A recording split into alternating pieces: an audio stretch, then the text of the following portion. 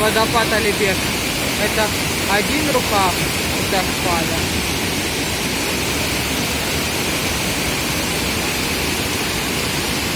Вода бесконечная. А вот сюда сейчас попробую пройти. Очень скользко. Мокро.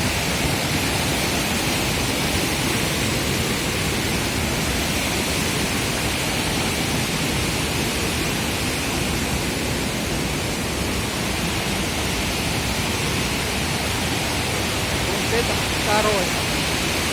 О! Смотрите. Все гора. И вот такая у нас шикарная погода.